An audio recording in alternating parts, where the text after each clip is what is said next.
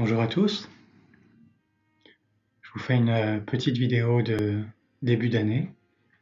D'abord pour vous adresser tous mes vœux pour l'année qui s'annonce.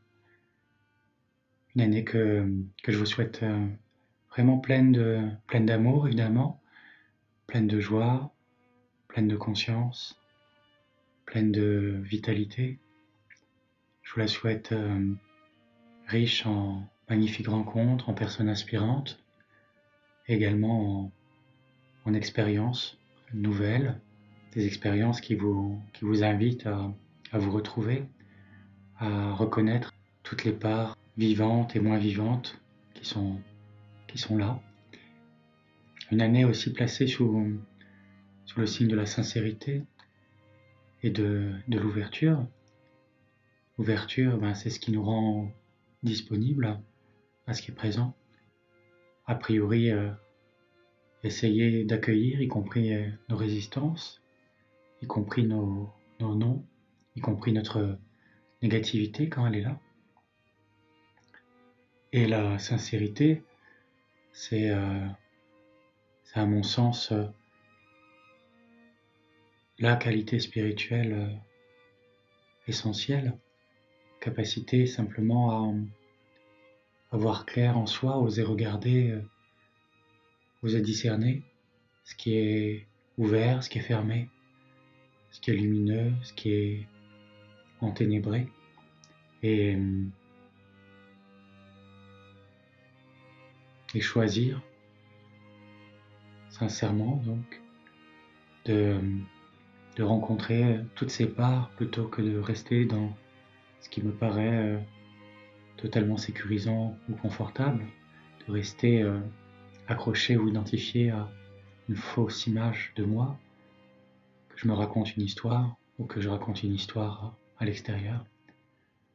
La sincérité, je la dois d'abord à moi-même. Ensuite, éventuellement, on peut se donner des intentions d'authenticité vers l'extérieur. Mais si je suis amené à un moment donné à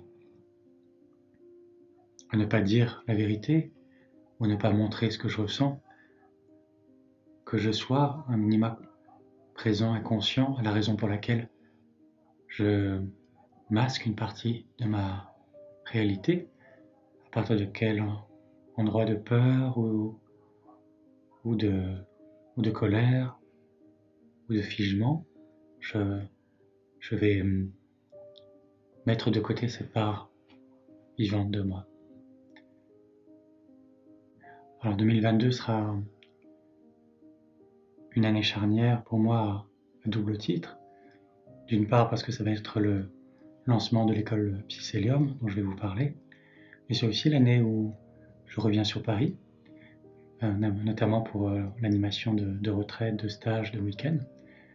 Depuis le premier confinement, je n'avais pas eu l'occasion de trouver un autre lieu qui me parle, qui résonne. Et ce fut chose faite cet été. J'ai revu Alexandre et découvert la Vallée Rose en porte de Paris, à Audun, qui est un lieu assez magique et donc qui va nous permettre de vivre des week-ends en résidentiel à 50 minutes de la gare Montparnasse. Et c'est d'ailleurs là que nous avons passé le réveillon, que nous avons organisé avec Véronique Cohn, avec une petite trentaine de personnes, et c'était pour nous une expérience vraiment magique. Et donc nous allons reprendre les stages de tantra sur Paris. Ça reprend d'ailleurs à partir de début février. Si vous êtes intéressé, il y a un stage les 4, 5, 6 février, donc à la Vallée Rose, à Paris. Il y en aura un autre en avril, au printemps et à l'automne. Donc si vous êtes en région parisienne ou d'ailleurs même, et que vous avez la disponibilité et l'envie de prolonger la pratique tantrique ou de la découvrir, ces petits stages de week-end sont vraiment une belle occasion de le faire, surtout dans un cadre aussi privilégié, nous sommes réellement dans un écrin de nature. Le lieu est installé au sein d'un terrain de 2 hectares de nature avec des étangs, et on est vraiment dans un endroit où on peut se mettre au vert à tous les sens du terme, c'est-à-dire quitter l'intensité de la vie parisienne, de la ville, et retrouver cette source de jouvence en nous et à l'extérieur de nous. 2022, ça va être également pour moi une année charnière, puisque c'est l'année du lancement de l'école Psycélium. Donc Psycélium, c'est cette école de vie ou cette école de sagesse, cette école des thérapeutes que j'aspire à proposer depuis déjà plusieurs années et qui advient sa forme aujourd'hui. Normalement, donc tout devrait être ouvert fin mars, début avril. Donc, il devrait vous permettre de vous connecter au site psycelium.com, psycelium.com. Qu'est-ce que c'est ce projet? Pour moi, c'est un prolongement des groupes de tantra ou de thérapie que j'anime depuis plusieurs années. C'est un prolongement dans la direction de l'exploration, de l'ouverture et du soin. Thérapeute au sens spirituel du terme, c'est prendre soin ou servir. Dans l'école d'Alexandrie, dans l'Antiquité, les thérapeutes se donnaient pour vocation d'être des serviteurs de la vie, des serviteurs de Dieu avec un sens du don de soi, un sens de l'effacement de la personnalité au service de la vérité, au service de la vraie vie spirituelle. Donc ça va bien au-delà du sens un peu réduit auquel on associe le terme thérapie aujourd'hui. Par thérapie, on a tendance à imaginer un travail qui se centre essentiellement sur la guérison de la personnalité, sur la guérison des blessures, sur donner davantage, disons, de fluidité dans notre capacité à vivre la vie. La thérapie au sens spirituel du terme, pour moi, va bien au-delà. On pourrait dire que la thérapie, c'est traverser évidemment les zones obscures et figées de la personnalité, et pour aller au-delà de la personnalité. Il s'agit d'aller vers l'extension de notre identification. Peut-être pas ce qu'on pourrait nommer la dissolution de l'ego, mais reconnaître que notre ego, que notre corps, conscience, ne se réduit pas à ce corps et à ce psychisme, mais que notre âme tout entière, c'est l'ensemble du cosmos, l'ensemble du monde, tout ce dont nous pouvons faire l'expérience en termes d'image, de perception, de sensation, de pensée, que ces pensées nous apparaissent être sourcées, trouver leur source à l'extérieur de ce corps conscience ou à l'intérieur, il n'y a pas de différence. C'est le sens de l'enseignement dans l'Advaita qui dit l'Atma, c'est le Brahman, le Brahman, c'est l'Atman, c'est-à-dire l'âme, c'est le monde, et le monde, c'est l'âme. Ça, c'est un chemin de reconnaissance, aller vers la connaissance vivante, expérientielle, que je ne suis pas exclusivement ce corps, ce centre auquel j'ai tellement tendance à m'identifier, en particulier ce corps, et que tout ce dont je fais l'expérience, c'est mon corps. C'est l'enseignement qu'on trouve dans la tradition tantrique aussi, mais pas seulement. En quelque sorte, c'est le corps de gloire qui est décrit par le Christ. ce corps ressuscité, ce corps qui devient le royaume. Non pas habiter le royaume, ce n'est pas déplacer ce corps et l'amener dans un monde paradisiaque ou enchanté. Le royaume, c'est reconnaître que mon corps est déjà le royaume, que mon corps est déjà le cosmos, que mon corps est déjà l'ensemble de la vie. Et ce processus, il a besoin d'être accompagné. L'ego, c'est l'ensemble finalement des aspects que je vais imaginer comme plus invariants que le reste de mon expérience. Si je suis installé au sommet d'une colline ou d'une montagne et que je balaie du regard l'ensemble du paysage, je vais voir que l'arrière-plan se modifie beaucoup plus rapidement. En tout cas, il y a des contrastes beaucoup plus forts que l'avant-plan. À l'avant-plan, je vais peut-être avoir toujours la même aspérité ou le même paysage de végétation ou de roches. À l'arrière-plan, je vais voir peut-être dans une direction un lac, dans une autre direction un pic ou une rivière.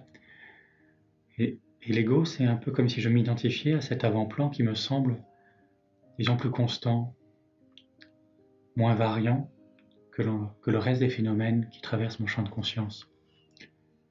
Et donc j'ai une tendance à m'identifier à cet avant-plan, qui est pourtant une part du paysage, mais que je vais considérer comme étant moi-même.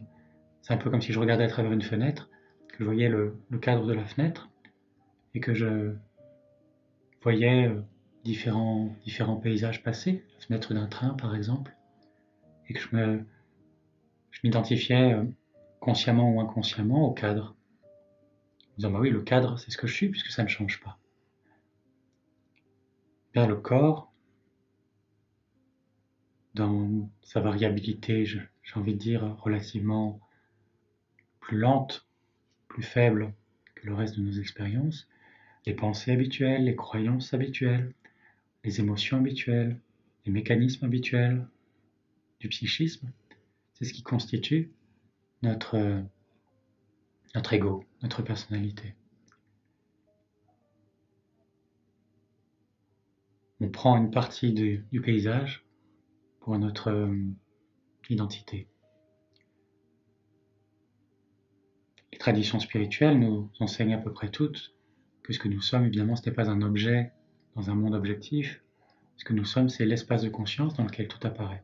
La conscience est première et les émanations sont secondes. Donc ce corps, ce psychisme, émerge au sein de la conscience comme tous les autres personnages de la scène de théâtre, tous les autres personnages du rêve. Et lorsque notre conscience se contracte, s'identifie à ce personnage, à l'avant-plan, eh bien ça va teinter de tension la plupart de nos interactions avec l'extérieur. Parce que tout ce qui va mettre apparemment en danger l'existence, la sécurité et le confort de ce personnage, eh bien va me mettre en insécurité, en inconfort, en danger. Beaucoup plus que lorsque c'est un autre personnage du rêve qui est menacé. Un peu comme dans une compétition sportive, par exemple, où je vais être identifié à l'une des équipes ou à l'un des joueurs, eh bien, je ne vais pas pouvoir vivre le match à partir d'un endroit complètement serein. Le fait que j'ai pris parti va me donner une préférence, et cette préférence va créer une tension. Quand l'équipe est mise en danger, je vais vivre cette tension. Quand l'équipe adverse est mise en danger, je vais vivre une expansion, une joie, et ça va créer des vagues d'activation qui peuvent m'emporter en fonction de mon degré d'identification.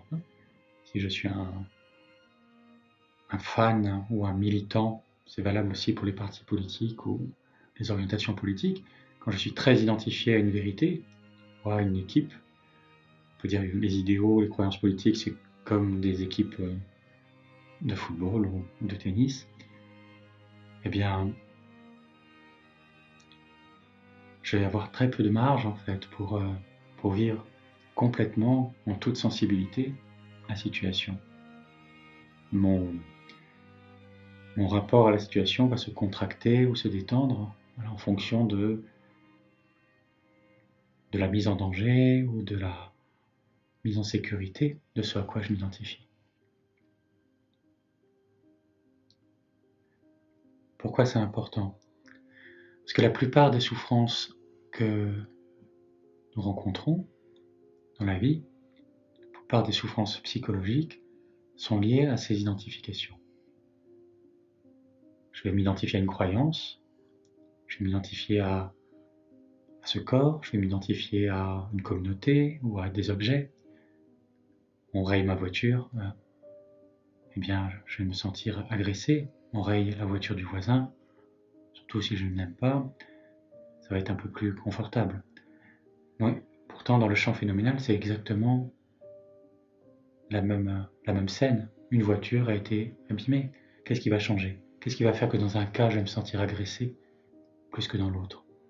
Parce que j'ai créé un rapport d'identification, c'est ma voiture, c'est mon vélo, c'est ma carrière, c'est ma maison,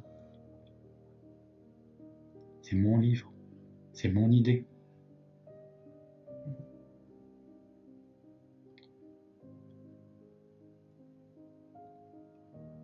Regardez comment ça devient plus léger si simplement vous regardez, vous faites l'expérience imaginaire de regarder le cambriolage de votre maison, par exemple, comme étant l'un des milliers de cambriolages qui se déroulent chaque année. Vous allez effectivement avoir été impacté à partir d'une expérience singulière, et vous allez donner beaucoup plus de champ pour accueillir la perturbation ou l'interférence. C'est un peu la différence entre quand vous appuyez sur la peau à partir d'une pointe assez acérée, vous allez voir que ça fait assez rapidement mal. Pourquoi? Parce que le point d'application est très concentré. Vous exercez la même force à partir du plat de la main, vous allez voir que ça devient juste un appui ou une caresse. Qu'est-ce qui change? C'est pas la puissance ou la force de l'appui, c'est la surface à partir de laquelle je le reçois. De la même manière, quand je reçois les apparentes agressions du monde à partir de ma petite identification à ce petit personnage, c'est comme si j'étais transpercé par cette pointe, parce que j'ai très peu de surface de réception. Quand je suis identifié à ma communauté, par exemple, et qu'on fait du mal à ma communauté, il y a quelque chose qui est plus fort, parce que je suis étalé dans la communauté à laquelle je m'identifie. Si je m'identifie à toute la vie, à l'ensemble des phénomènes, des formes, des animaux, végétaux, humains, minéraux, toutes les vagues d'émotions, de pensées qui passent, quand je m'identifie à l'océan, quand je cesse de croire que je suis juste une vague ou à la surface, je développe une capacité de contenance bien plus vaste. Et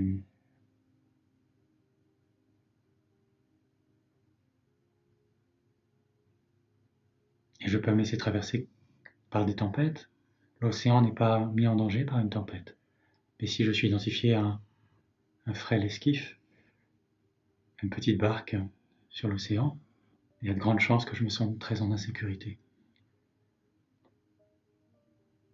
Donc ce corps, ce personnage peut disparaître, et ce que je suis ne disparaît pas. C'est juste la fin d'une histoire, le début d'une autre, ou une transition, ou une transformation de l'histoire. La mort n'existe pas en réalité. Il y a disparition, réapparition de formes.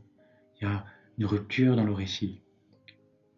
Si on adhère à cette image ou métaphore des vies successives ou parallèles, c'était juste une transition entre deux épisodes, un changement de décor. Quand je crois réellement que je vais disparaître, il y a une tension inutile qui se crée.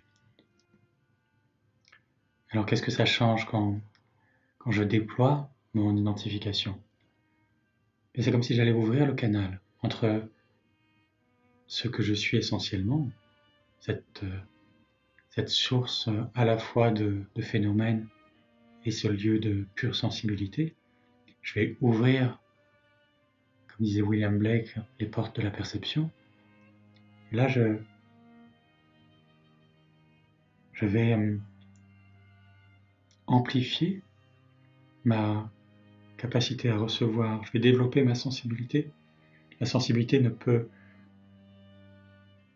être vive, être vivante, que si elle est sécure. La contraction anesthésie. La détente amplifie la sensibilité. Donc je vais ouvrir ma sensibilité, je vais être en mesure de sentir bien plus intensément la vie. Je vais sentir une forme d'extase à vivre. Je vais avoir des perceptions plus ou moins subtiles qui vont devenir des intuitions. Je vais peut-être être en mesure de sentir le passé, le futur, qui ne sont que des modalités de l'expérience humaine. Le passé et le futur sont évidemment conjoints sur un certain plan. Et je vais avoir des intuitions, je vais avoir des pressentiments, je vais être à l'écoute des signes. Pourquoi? Parce que j'ai détendu. Donc j'ai pu ouvrir ma sensibilité à des signaux faibles. A contrario, quand je suis dans la conscience contractée, dans l'identification, bien je suis comme un animal apeuré ou en situation d'hypervigilance ou d'insécurité, et tous mes sens vont se focaliser, vont réduire leur champ de perception pour s'orienter vers ce qui me paraît dangereux. Et en général, c'est des choses très denses sur lesquelles je vais me focaliser. Et je vais perdre la sensibilité à tous les signaux subtils, à toutes les perceptions subtiles qui sont là. Elles vont être filtrées quelque part par ma conscience en danger. C'est exactement ça l'identification à l'ego. C'est un état d'hypervigilance qui nous coupe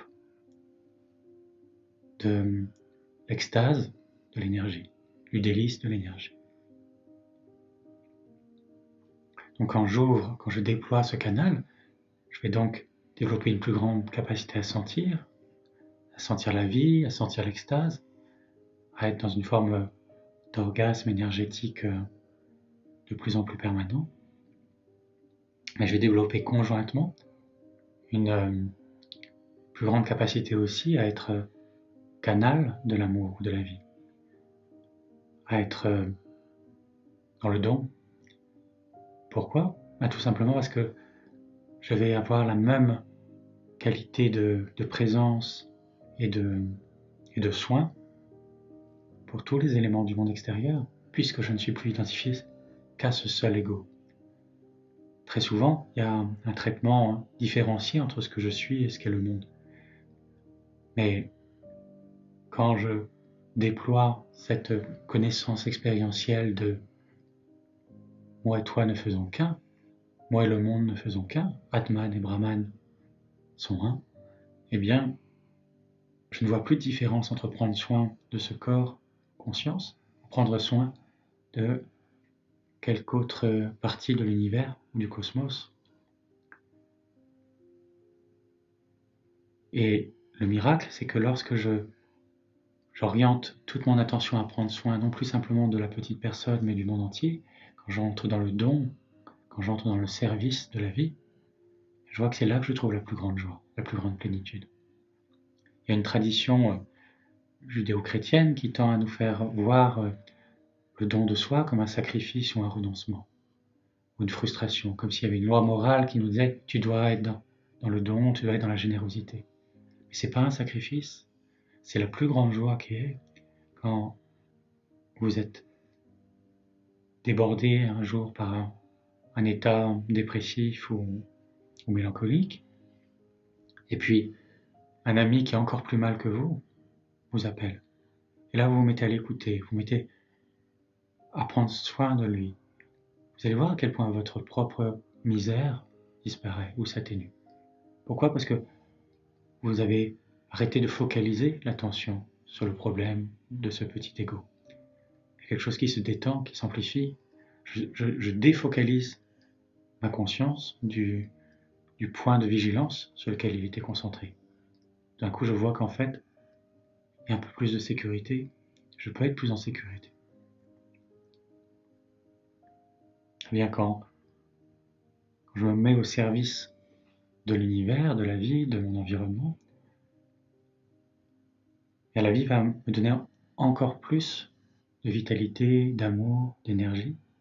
Pourquoi? Parce que je reçois en quantité proportionnelle à ce qui est disponible à recevoir dans le monde. Cette petite personne, elle est capable de tolérer très peu d'amour. Mais le monde entier a tellement besoin que naturellement quelque chose va l'appeler. Si l'intention sincère de donner est présente, bien ça va canaliser.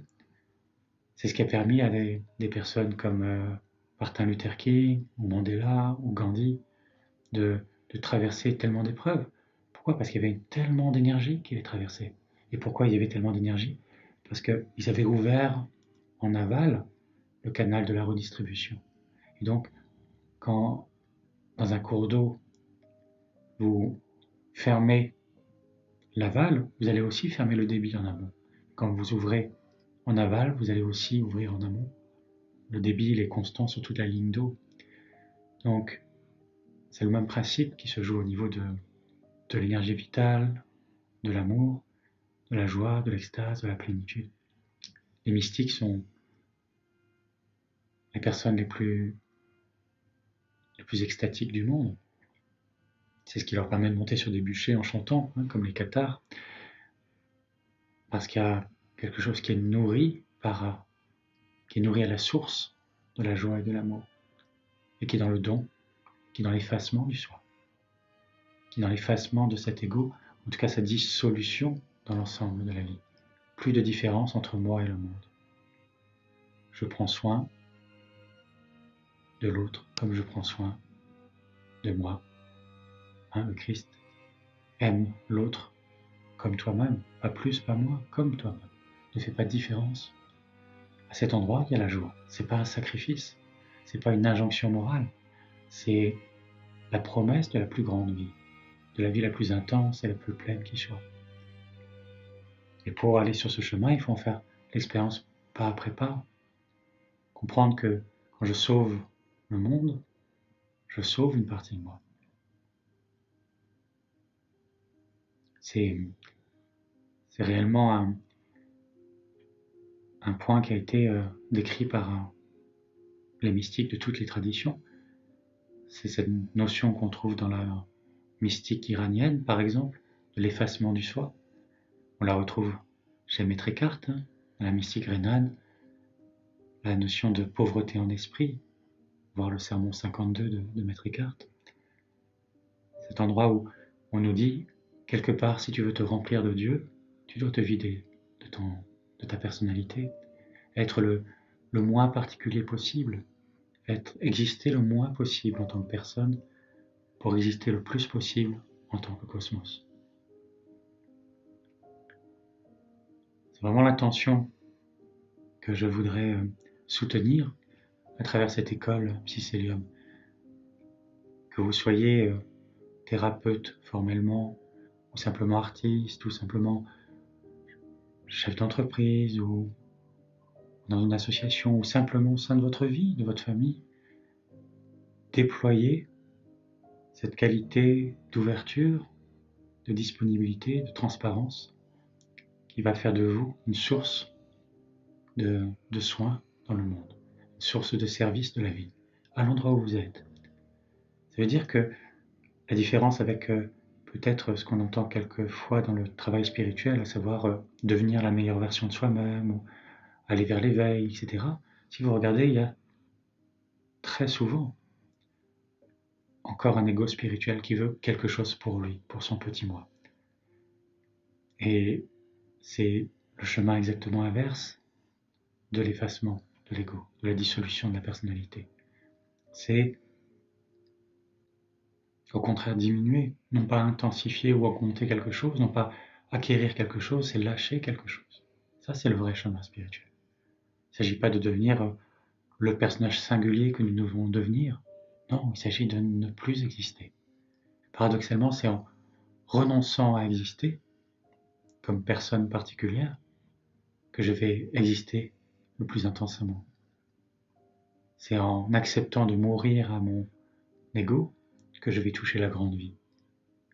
L'enseignement du Christ encore, ceux qui voudront sauver leur vie la perdront, ceux qui accepteront de perdre la vie la gagneront. On est au même endroit.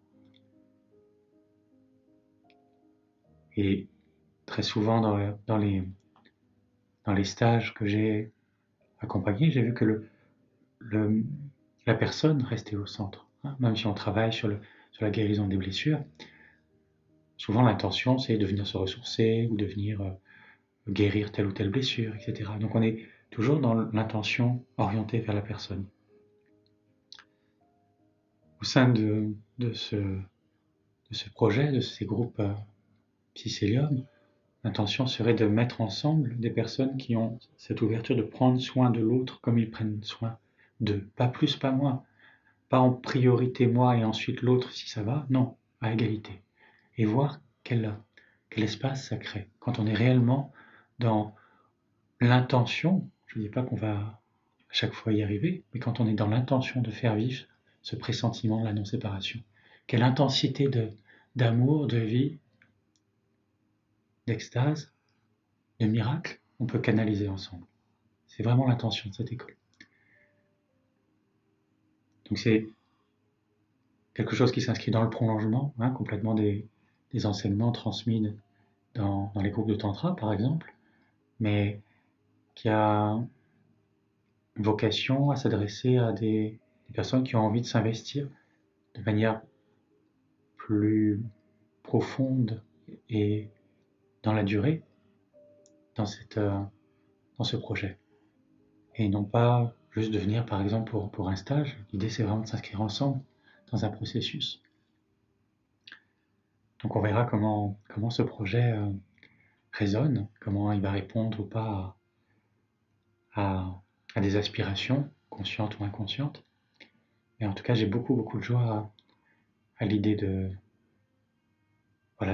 donner corps à cette intention.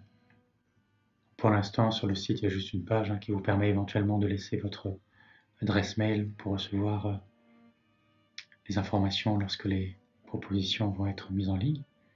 Mais tout ceci devrait être complètement disponible donc fin mars, début avril, pour des ouvertures de groupe ou d'espaces découvertes dès cette année. Voilà, je trouvais que ça faisait sens de vous parler vraiment plus profondément, plus précisément de ce projet en ce début d'année 2022. Et j'espère que cette année va nous permettre d'aller au-delà des clivages qui se sont développés tout au cours des derniers mois, des dernières années.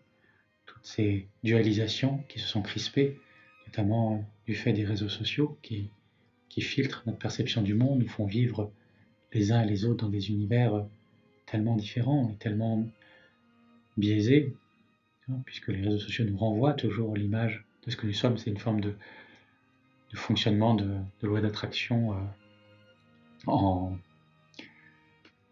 miniature, mais on voit les effets, c'est-à-dire que on est tous convaincus d'avoir raison, parce qu'on va fréquenter les personnes qui viennent confirmer nos pressentiments, nos croyances, et on va encore amplifier et cliver davantage nos croyances. C'est intéressant de voir que la plupart des personnes, par exemple si elles sont d'une orientation politique de droite, vont lire des journaux de droite, et que les personnes qui sont d'orientation politique de gauche vont lire des journaux de gauche. En fait, on va confirmer, on cherche à se faire confirmer, on ne cherche pas à s'informer. Ce serait intéressant de faire l'inverse. Étant une personne de gauche ou de droite, eh bien je vais lire systématiquement ce qui peut venir nourrir la vérité opposée, pour comprendre la perspective de l'autre et voir que la perspective de l'autre a autant de sens que la mienne, qu'il n'y a pas de différence fondamentale. Et ça, c'est un chemin proprement spirituel qui est très progressif.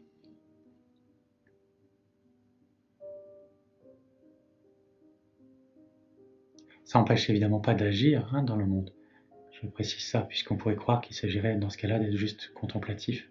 Même si la contemplation est probablement l'action la plus puissante et la plus profonde qui soit. Mais il s'agit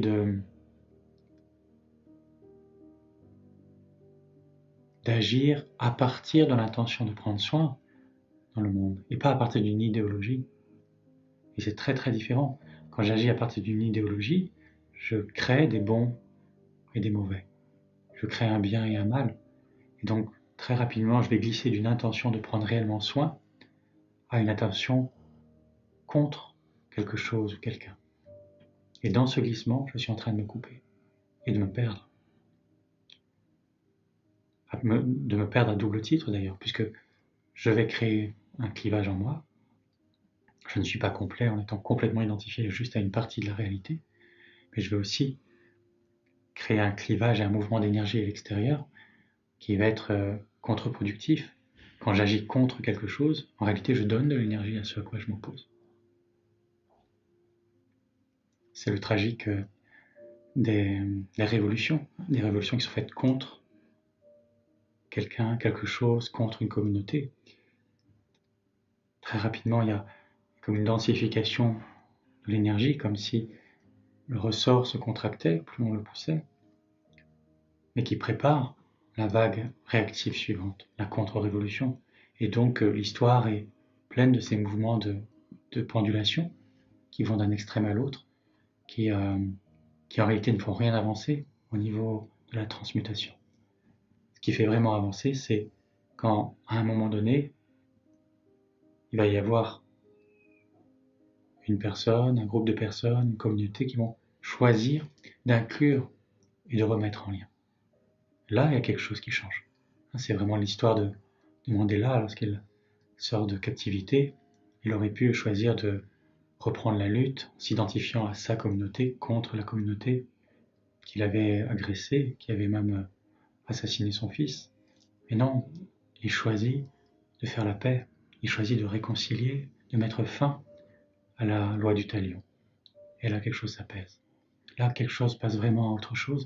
Une réconciliation peut avoir lieu.